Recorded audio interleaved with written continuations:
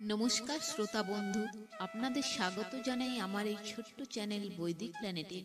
কেমন আছেন আপনারা? আশা করি সবাই খুব ভালো আছেন, সুস্থ আছেন, শান্তিতে আছেন এবং যে যার নিজের জীবন আনন্দে অতিবাহিত করছেন। বন্ধুরা, আমার এই চ্যানেলে সহজ বাংলা ভাষায় বিভিন্ন প্রকার হিন্দু শাস্ত্র যেমন বেদ, উপনিষদ, পুরাণ, রামায়ণ, মহাভারত, গীতা ইত্যাদি বিভিন্ন প্রকার ধর্মগ্রন্থ নিয়ে আলোচনা করা হয়। আপনারা যাঁরা এই শাস্ত্রগুলি সম্বন্ধে জানতে ইচ্ছুক কিন্তু পড়ার জন্য সময় পান না, তাঁরা এই চ্যানেলে ভিডিওগুলি দেখতে পারেন। বন্ধু, আপনি এই ভিডিওটি দেখছেন মানেই আপনি আধ্যাত্মিক জগতের মানুষ, হিন্দু ধর্মের প্রতি অনুরক্ত এবং আপনি অবশ্যই এটা মানেন যে গীতা, বেদ, পুরাণে লেখা কথাগুলি আজকের সময়েও কতটা প্রাসঙ্গিক। পুরাণ গ্রন্থে কথিত আছে যে যে ব্যক্তির বাড়িতে প্রত্যহ বেদ, পুরাণ, গীতা, রামায়ণ অথবা মহাভারত ইত্যাদি পাঠ হয়, সেই সাধুজনের সমস্ত দুরবস্থা কেটে যায়, তার মনের সকল ইচ্ছা পূরণ হয়। তাই বন্ধুরা, আপনাদের কাছে অনুরোধ, ভিডিওটি না টেনে অবশ্যই পুরো ভিডিওটি শুনবেন এবং কমেন্টে অবশ্যই আপনার মূল্যবান মতামত জানাবেন এবং চ্যানেলটি অবশ্যই সাবস্ক্রাইব করে রাখবেন এই ধরনের আরও নতুন নতুন ভিডিও পাওয়ার জন্য। তো বন্ধুরা, আজকে আপনারা শুনবেন বৃহৎ নারদীয় পুরাণ থেকে সগর রাজার উপাখ্যান। তো আসুন শুরু করা যাক। হেনমতে বাহু পত্নী ঔর্ব আশ্রমে পতি শোক ভুলি রহে সদা হরি নামে। শ্রীহরি আশিসে রানী হয়ে গুণবতী ঔর্ব আশ্রমে সুখে করেন বসতি। ঋষির আশ্রম গৃহ করেন লেপন দেবালয় গৃহাদি করেন মার্জন। দুঃখ কষ্ট ভুলি সতী ভক্তি সহকারে সেবিতে লাগিল সেই মহাযোগী বরে। পিতৃসম ঋষি বরে করিয়া সেবন তাহার পাতক রাশি হয় বিমোচন। মহান সুকৃতি লভে পবিত্র শরীরে অতীত হইল কিছুদিন বরাবরে। শুভক্ষণে শুভ লগ্নে সাধ্বী মহারানী বিশ্বহ প্রসবিল পুত্র গুণমণি। অতীব আশ্চর্য হয় সাধু সঙ্গে বাস অশুভ রাশি যত করেন বিনাশ। ভাগ্যবশে যদি হয় সাধু সমাগম সম্পূর্ণ পাপের ভার হয় সমাপন। জ্ঞানে বা অজ্ঞানে পাপ কইলে অনুষ্ঠান সাধু সেবায় ধ্বংস হয় শাস্ত্রের প্রমাণ। জগৎ সংসারে জড় যেই অভাজন পূজনীয় সাধু সঙ্গে হয় সেই জন। হেরিয়াছ শক্তিপতি দেব দিগম্বর ধারণ করিছে ভালে দেব শশধর।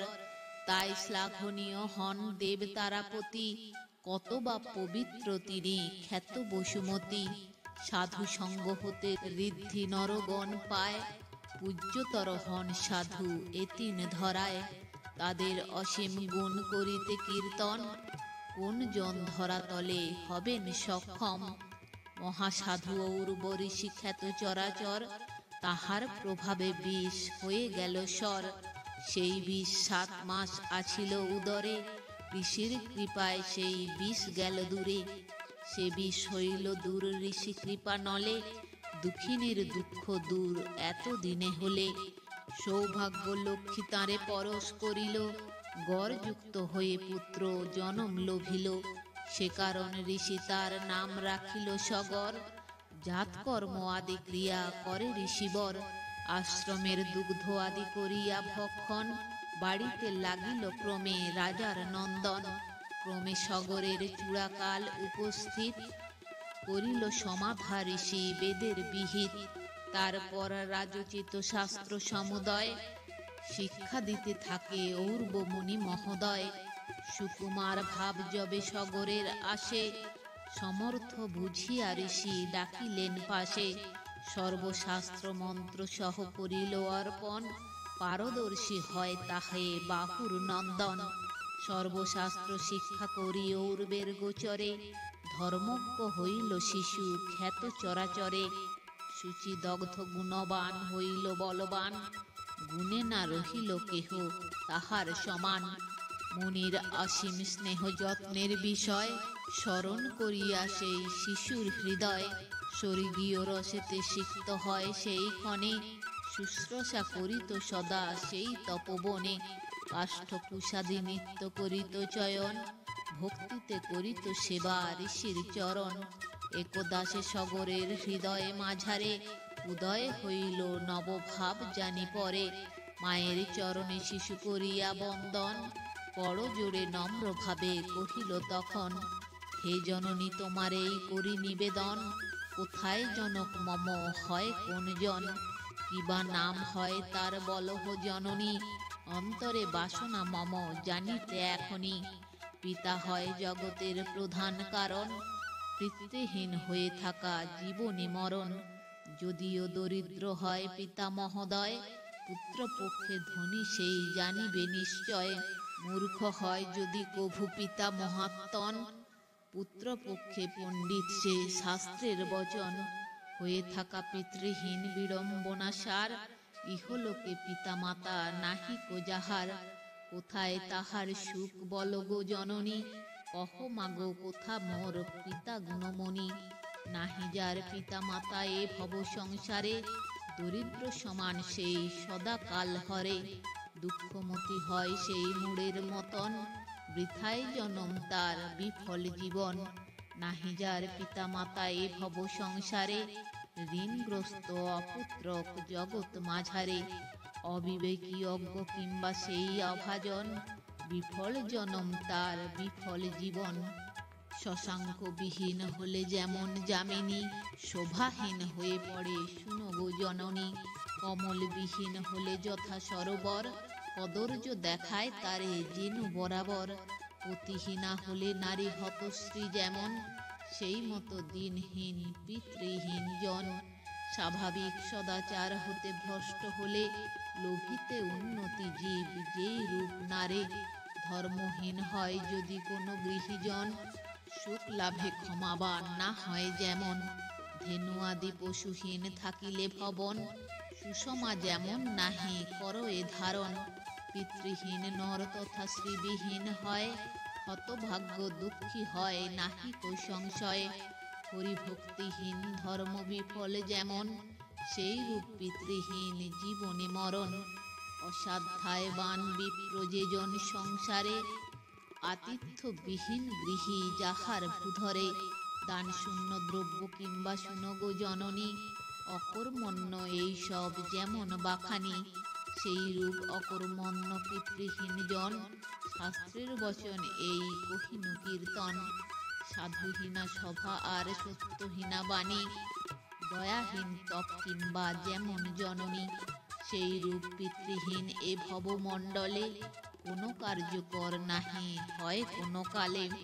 গুণহীনা নারী কিংবা জলহীনা নদী, নিষ্ফল সম্পূর্ণ যথা খ্যাত বসুমতী। অশান্তিকারিণী বিদ্যা বিফল যেমন, পিতৃহীন নরমাত জানিবে তেমন। পুত্র মুখে শুনি হেন দুঃখময় বাণী, অশ্রুবারি বরশিল নয়নেতে রানী। দীর্ঘশ্বাস ঘন ঘন করে বিসর্জন, কণ্ঠরোধ উপক্রম হইল তখন। নিদারুণ শোকে তার আকুল হৃদয়, উচ্ছ্বাসিত বাষ্পে কণ্ঠ অবরুদ্ধ প্রায়। তথাপি পুত্রের সেই মহাকৌতূহল, শান্তি হেতু দমি নিজে শোকের অনল। তবে আদ্যপান্ত মাতা সগর সদনে, ব্যাখ্যা করি বলে মাতা বিষাদিত মনে। সে নিদারুণ বাণী পুত্র করিয়া শ্রবণ, আরক্ত হইল ক্রমে পুত্রের নয়ন। ঘন ঘন ওষ্ঠাধার কাঁপিতে লাগিল, ক্রোধ ভরে হৃদি তার উথলি উঠিল। বিকট শব্দ করি কহিল বচন, প্রতিজ্ঞা করিনু আমি জননী সদন। পারিব যে রূপে শত্রু করিব সংহার, মিথ্যা নাহি হবে কভু বচন আমার। শিখি পরে শিখি ধ্বজ যদি আসে রণে, শূল করে শূলপাণি বৃষভ বাহনে। সুদর্শন আসে যদি জিনিতে আমারে, তথাপি পরাজয় করিব সবারে। এত বলি প্রদক্ষিণ করি জননীরে, বারংবার প্রণতি জননীরে করে।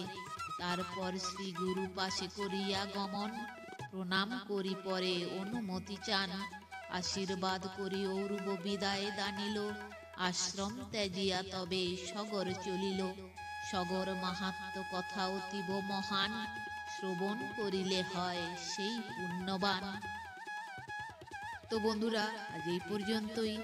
ভিডিওটি যদি ভালো লেগে থাকে তাহলে লাইক, কমেন্ট, শেয়ার করে আপনার প্রিয় মানুষদেরও দেখার সুযোগ করে দেবেন এবং এই ধরনের ভিডিও আরও দেখার জন্য চ্যানেলটি সাবস্ক্রাইব করে পাশে থাকা বেল আইকনটি প্রেস করে দেবেন পরবর্তী ভিডিও নোটিফিকেশন পাওয়ার জন্য। সবাই ভালো থাকবেন, সুস্থ থাকবেন, আনন্দে থাকবেন।